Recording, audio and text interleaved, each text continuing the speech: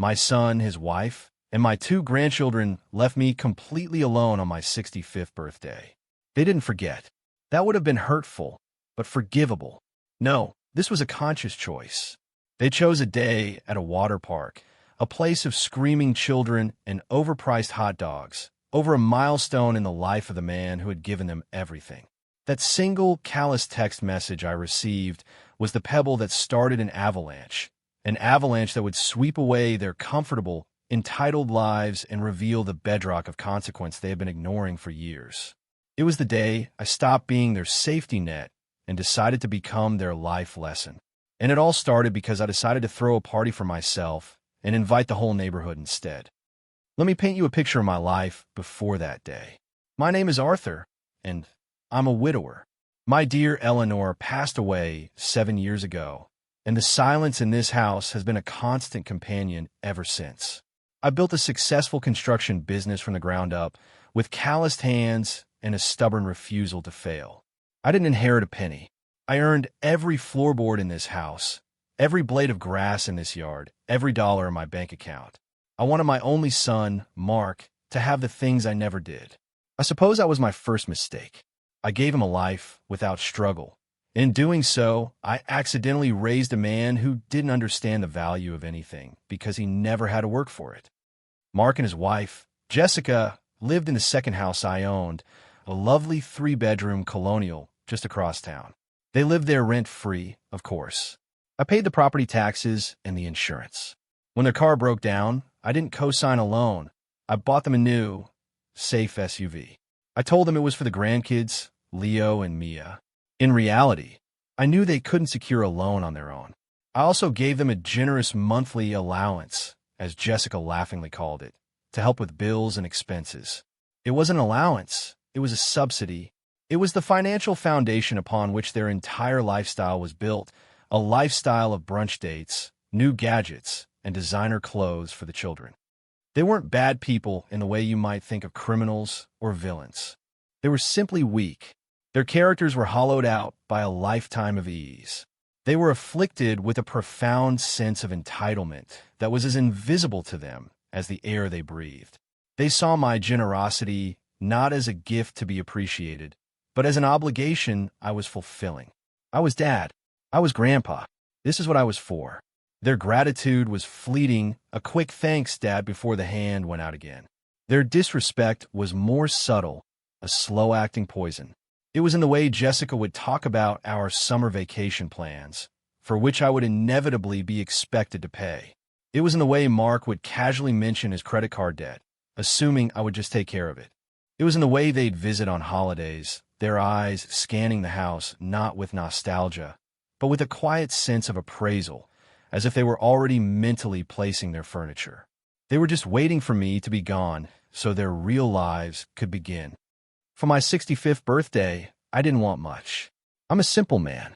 I wanted a barbecue in my backyard. I wanted to see my grandchildren chase fireflies. I wanted to sit on the deck Eleanor and I had built together and listen to the sounds of my family. I had mentioned it for weeks. Big ones coming up, I'd say. 65. Better get the grill ready. They would nod and smile, their minds already elsewhere. The day before, I went shopping. I bought thick-cut steaks, premium hot dog for the kids, corn on the cob, and all the fixings for my wife's famous potato salad. I even bought a fancy ice cream cake, Leo's favorite. The house was clean, the lawn was mowed, and the deck was set with a festive tablecloth. I was filled with a quiet, hopeful anticipation. The morning of my birthday arrived. I woke up early, the way I always do. I drank my coffee on the porch, watching the sun come up. I waited. 10 o'clock came and went. Then 11. I sent a text. Hey, hope you guys are on your way soon. Steaks are ready to go. An hour later, my phone buzzed. It was from Jessica, not a phone call. A text. It read, OMG Arthur, so sorry. Totally spaced and booked non-refundable tickets to Splash Kingdom. The kids were dying to go before it closes for the season. We feel awful. We'll do a belated birthday thing next week for sure. Have a good one. Smiley face. I read it 3 times. The casual abbreviation, OMG, the lie about it being non-refundable, as if that were the insurmountable obstacle. The breezy, have a good one, followed by a smiley face. It wasn't a message of apology. It was a statement of priorities. Either father and grandfather on his 65th birthday was less important than a water slide. I wasn't an event. I was an inconvenience that could be rescheduled. The silence that followed was deafening. I stood in my kitchen and looked at the mountain of food. I saw the two brightly wrapped presents I had bought for the kids, sitting on the counter, waiting for them to arrive. A lump formed in my throat, hot and sharp. It wasn't just sadness. It was the profound, soul-crushing humiliation of being rendered utterly insignificant by the people who were supposed to be my world. I walked out to the backyard, looked at the pristine, unlit grill, and felt a coldness spread through my chest that had nothing to do with the weather. That was the turning point. The hurt was there, deep and real, but something else was rising through it, a cold, hard clarity. Enough. For about an hour, I just sat there on my deck, surrounded by the ghosts of a party that would never happen. I felt the full weight of my loneliness, a feeling I hadn't truly confronted since Eleanor died. I had used my family to fill that void, pouring my time, energy, and money into them as a way to stave off the silence. And now I saw the truth. I wasn't filling a void. I was enabling a vacuum. They were taking everything and giving back nothing, not even the basic decency of their presence on a day that mattered to me. The sadness began to curdle, transforming into a slow-burning anger. It wasn't a hot, explosive rage, but a cool, clarifying fire. It burned away the fog of obligation and sentimentality that had clouded my judgment for years. I looked at the house they lived in. My house. I thought about the SUV they drove. My SUV. I thought about the river of money that flowed from my bank account into theirs month after month, year after year. I held all the power. I had always held all the power. I had just forgotten, choosing to play the role of the benevolent, doting patriarch. They hadn't just mistaken my kindness for weakness. I had allowed them to. I had trained them to see me as a resource, not a person.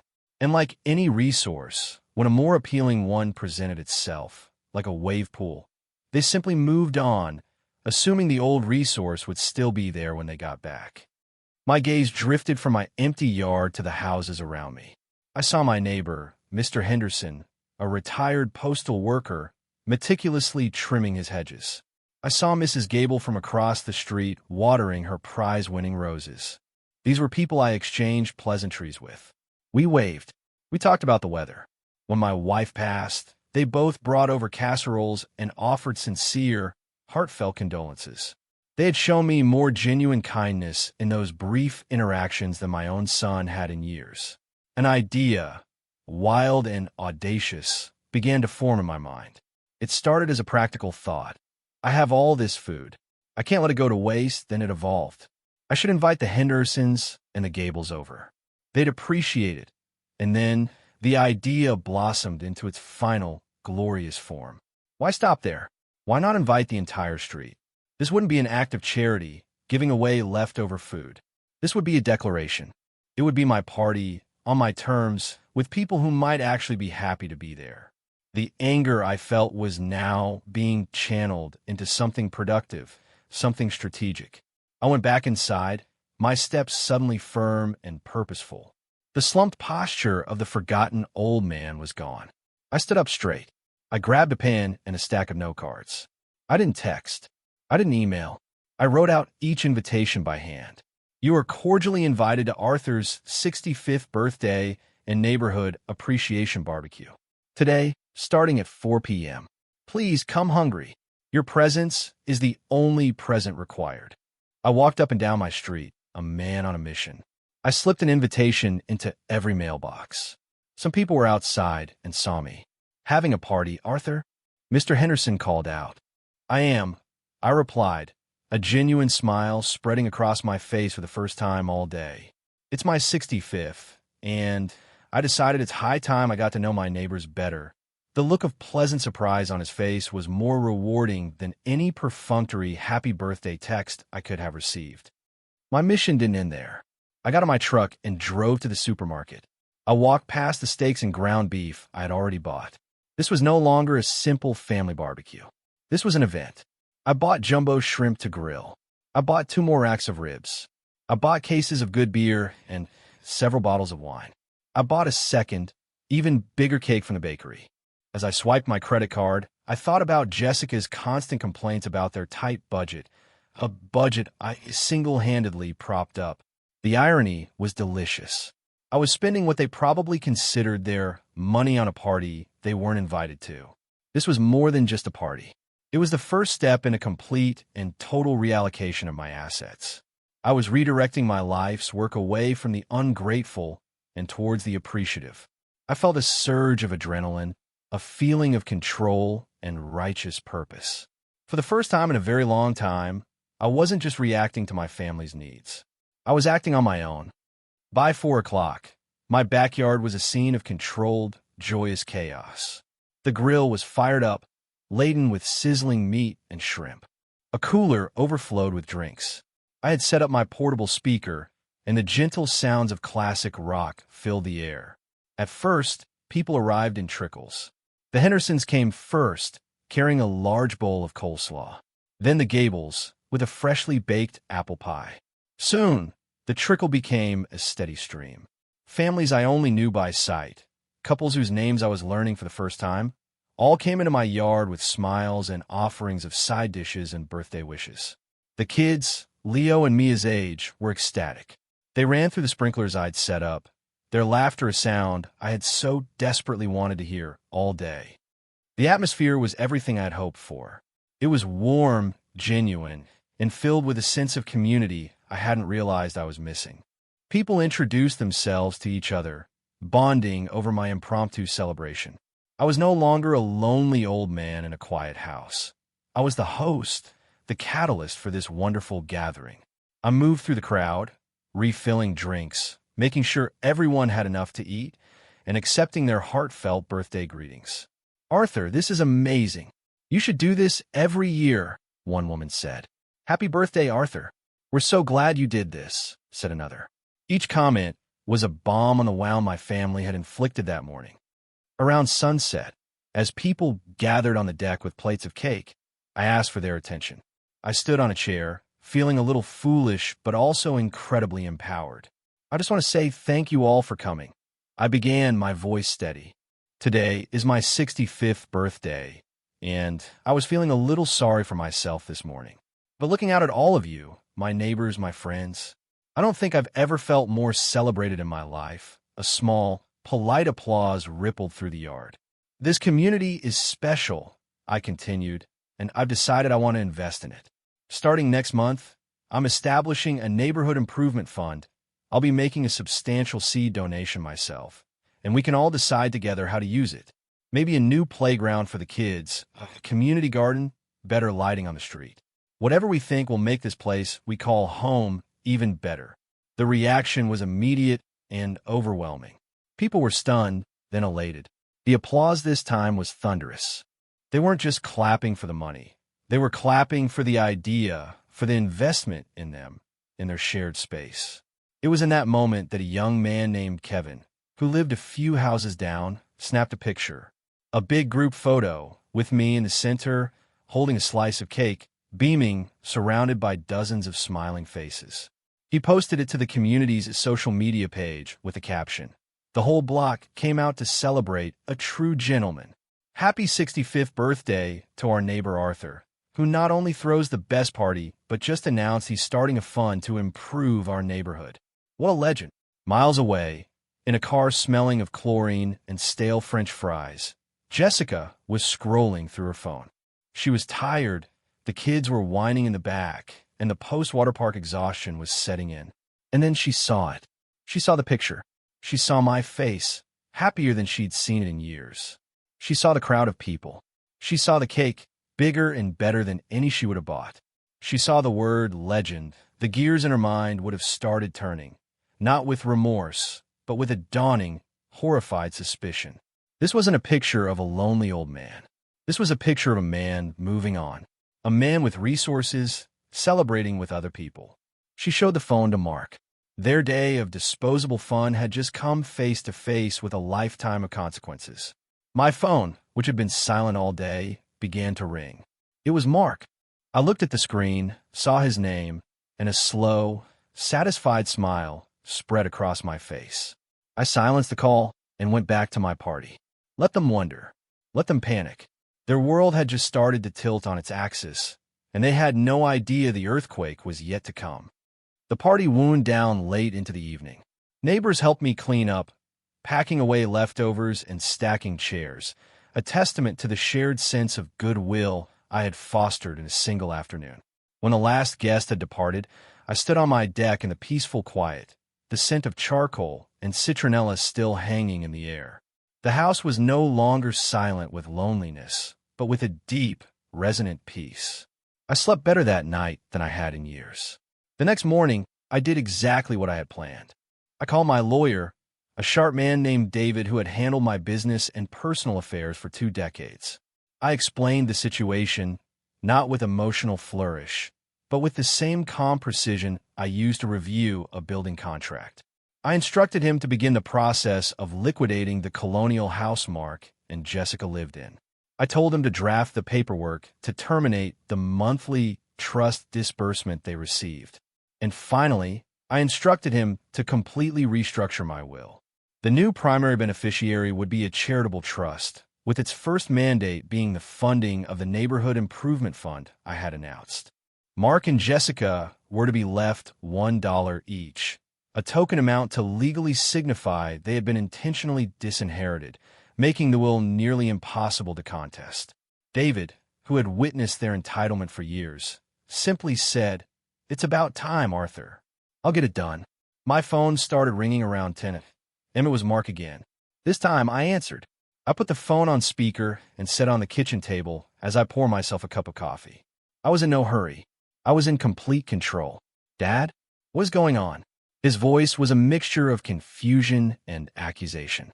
"Jessica saw pictures from yesterday. You threw some huge party." "I did," I said calmly, taking a sip of coffee. "It was my 65th birthday. A rather important milestone, I thought. Since my immediate family was at a water park, I invited people who were available. My neighbors were more than happy to come." "You did to embarrass us."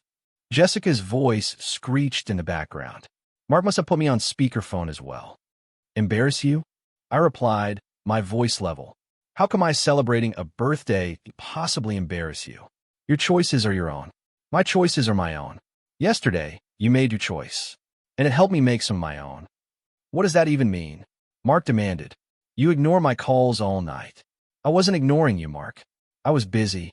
I was busy with my guests, people who were singing happy birthday to me and sharing stories. I was busy enjoying myself. It was a new experience for me, not having to cater to anyone else's schedule." There was a brief, sputtering silence on their end. They were so used to being the center of my universe that the idea of me having a life independent of them was incomprehensible. "Look, Dad, we're sorry, okay?" Mark said, his tone shifting from anger to a wheedling plea. It was the voice he used when he was about to ask for money. "We should have been there. The kids were just so excited about the water park, and Jessica—" I cut him off. "Stop, Mark. Don't blame your wife or your children. You are a 40-year-old man. You made a decision. You and Jessica decided that a day of fun was more important than your father. That's fine. But decisions, especially decisions that reveal a person's true character, have consequences." "Consequences? What are you talking about?" Jessica shrieked. "Are you going to hold this over our heads forever?" "Not forever," I said, my voice dropping to a serious, deliberate tone. "Just for the rest of your lives. I'm glad you're both on the phone, as this will save me a second call. I'm making some changes, and I wanted you to hear it directly from me." I took a deep breath. This was the moment, the culmination of years of quiet frustration. First, the house you are currently living in. As you know, it is my property. I have decided to sell it. A realtor will be contacting you within the week to arrange viewings. You have 30 days to vacate the premises and find your own accommodations. The silence on the other end of the line was absolute. I could hear their shocked, ragged breathing. "What?" Mark finally whispered. "You can't. That's our home. The kids." "It was never your home, Mark," I stated plainly. "It has always been my house. You are merely living in it. As for the kids, I'm sure you and their mother are more than capable of providing a home for them." That is, after all, a parent's primary responsibility. I let that sink in before continuing. Second, the SUV. The lease is in my name, and it's up for renewal next month. I will not be renewing it. You will need to arrange for your own transportation. I suggest you start looking soon. The used car market is quite competitive. My car. Jessica wailed. How am I supposed to get the kids to school? How am I supposed to get to the grocery store? I imagine you'll manage it the way millions of other people do, Jessica. You'll buy a car you can afford. Which brings me to my third point. The monthly stipend I have been providing you is terminated, effective immediately. This month's transfer was the last one. From now on, your lifestyle will have to be supported by your own income. Now the sputtering rage began. You can't do this. We'll be ruined. We can't afford rent and a car payment. You're a cruel, spiteful old man. No, I said, my voice is cold and hard as steel. I'm a man who has finally learned his lesson. I have spent 2 decades enabling you. And what has it gotten me? A text message on my 65th birthday. The Bank of Dad is officially closed. The free ride is over. You have mistaken my love for a bottomless wallet and my kindness for a lack of spine. You were wrong on both counts. And the inheritance, Mark choked out the final, desperate question. The house. The business. Ah, yes. The inheritance, I said, savoring the word. The thing you've both been patiently waiting for. I met with my lawyer this morning. My will has been completely redrawn. The vast majority of my estate will now go into a charitable trust. It will fund the neighborhood project I mentioned, among other causes I actually care about. You two will receive exactly $1 each. It's a legal formality, you see. It proves I didn't forget you. I intentionally cut you out. Actions have consequences. This is the consequence of yours. The sound that came from the phone was a howl of pure, unadulterated despair. It was the sound of 2 people realizing that the safety net they had been bouncing on their entire lives had just been vaporized. You will learn to stand on your own 2 feet, I said into their sobs. It will be difficult, but perhaps you will finally understand the value of $1, and more importantly, the value of respect. Goodbye. I ended the call, and in the silence that followed, I felt nothing but a profound, cleansing peace. The aftermath was exactly as you might imagine. They moved out of my house at the end of the 30 days, leaving it in a state of disarray that spoke volumes about their character. They sold off Jessica's designer handbags and Mark's expensive electronics to afford the deposit on a small, cramped apartment in a less desirable part of town. Mark had to get a second job, working nights stocking shelves at a warehouse. Jessica, who hadn't held a job in 15 years, had to take a position as a cashier at a discount grocery store. They were humbled. They were forced to live within their means for the first time in their adult lives, and the shock to their system was severe. Do I feel guilty? Not for a second. I didn't ruin their lives. I simply stopped funding a life they hadn't earned. I gave them the gift of reality. As for me, my life has been reborn. The Neighborhood Improvement Fund is a resounding success. We've built a beautiful new playground where the laughter of children, including some of my new friends' grandchildren, fills the air. We've started a community garden, and I spend my mornings there, my hands in the soil, talking with my neighbors. I host a potluck dinner in my backyard on the first Sunday of every month. My house is no longer quiet. It's filled with friendship and mutual respect. I found a new family, not one forged by blood and obligation, but one built on shared kindness and community.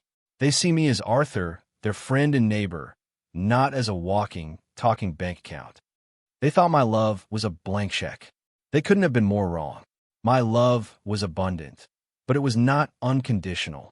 The condition was respect, a currency they never bothered to trade in. So I took my business elsewhere. Never let anyone, not even your own blood, treat you as an afterthought. You are the protagonist of your own story. And sometimes, the most loving thing you can do for the people you care about is to let them fall, so they can finally learn how to get up on their own. The greatest gift I ever gave my son wasn't a house or a car. It was the consequence he so desperately needed. And the greatest gift I ever gave myself was the freedom that came with it.